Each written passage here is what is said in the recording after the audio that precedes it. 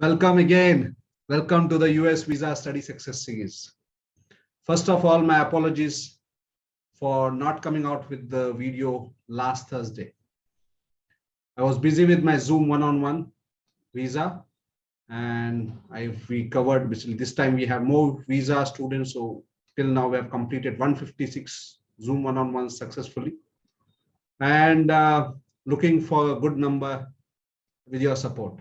Also, thank you for all those students who have taken the Zoom one-on-one meeting and those students who have registered with us as well. Wishing all my students and all those seeing videos and everybody else the very best for the visa success. This time the visa looks good. I'm sure you will take this opportunity and you get your visa. So let me start with my questions. Last time, as I promised, I'm going to cover a topic on the sponsor, which is who is, if they are not your parents, your brother or sister, if your uncle or auntie is sponsoring you, how will you answer such questions? If your friend is sponsoring, how will you answer such questions? Ideally, you should not have your uncle, auntie, friend sponsoring you because the chances of rejections are high. The visa officer feels that your father or your parents or your brother or your sister are not supporting you, or they are financially not capable. And if they are financially not capable, or if they are not supporting you, a chance of coming back is very less. So you would be rejected as a potential immigrant. So you should have your parents as your sponsor. It's my suggestion. But in case it is difficult, okay, then what you can do. Okay, so I'll be covering those questions. So first, let's start with the question straight away. Who is your sponsor? So my uncle is my sponsor. So visa officer will ask you, why is your uncle sponsoring your education? Now there could be different answers for this. One, my uncle is not married and doesn't have any kids, and he's very close to our family, and therefore he wants to sponsor me. Or maybe basically if your uncle is married, then probably I'm the only one in my family to go abroad for US, and he wants to be the first person to sponsor me. So therefore, he is sponsoring my education, or any other reasons, whatever actual reasons are why somebody is sponsoring you and why your parents are not sponsoring. The other question would be, what is your uncle's income? So you will have to say 26 lakhs. How many kids does your uncle have? So if your uncle is not married, then you would say my uncle is not married, he doesn't have any kid. If he is married, then you will say that my uncle has 1, 2, 3, whatever kids. In which case, the visa officer will ask you, how will your uncle sponsor his own kids' education or study abroad expenses if he is going to sponsor your education?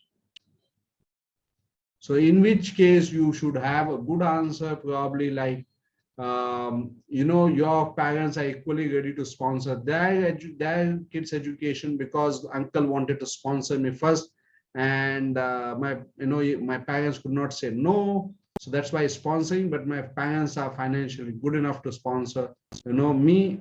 So in that case, they will sponsor. Or my uncle has income of around 35 lakhs, and he has an investment around 1 crore 26 lakhs, which is good enough to support my education and later on to their kids' education. Or if they have an education bank loan, okay, you have a small portion of your uncle sponsoring you, but you are also depending on the education bank loan. So you would say that I'm just taking a small portion of my uncle as a sponsor, whereas my major portion comes from education bank loan. Whatever your reasons are, you will have to justify why your uncle is sponsoring you when he has kids or when he has dependents. Okay.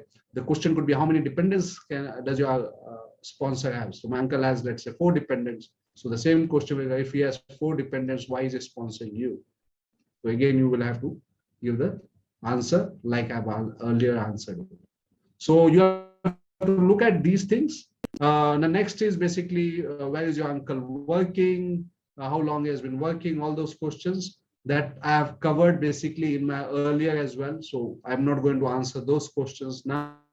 So all those questions which were about the sponsor, where is he working, what is his salary, and what type of work he is doing, all those questions can come for your uncle sponsor, auntie sponsor, or any other sponsor, right? So that's about your uncle sponsor. The other thing is that where does your uncle stay? Now, if the answer is my uncle stays with us, that's okay. You say we are a joint family and my uncle stays. If your uncle stays in some other place, so the visa officer will say that your uncle is not staying with you. So why is he sponsoring you? So you can still say that though my uncle doesn't stay with us, he is very close to us and he treats me as a son, and therefore he wants to sponsor me in my education. Okay. So these are some of the questions that will come if your parents are not your sponsor, if your brother or sisters are not your sponsor. But I'm telling you again, ideally, your parents, your brother and sister should be your sponsor, not your uncle, sorry, auntie, or your friends. Because you can, when you have your parents as a sponsor, you can show family ties, you can show the bonding, you can show your reason of coming back to India, right? In case you have not liked, you have not subscribed my channel, do it. This is important because you have a visa success series where all the potential questions that a visa officer could ask, I have tried to put it in this particular visa series, and you will not find such questions anywhere. I bet on that. You will not find such questions anywhere.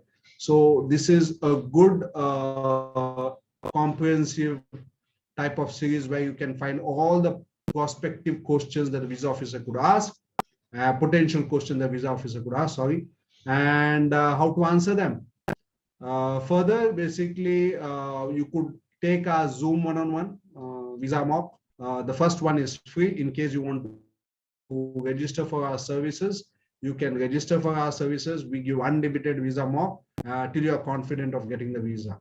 We are also into study abroad counseling for all countries. So we are one of those few study abroad counseling who can do counseling for all countries, be it US, UK, Canada, Australia, New Zealand, Singapore, Europe, or any other country of your choice.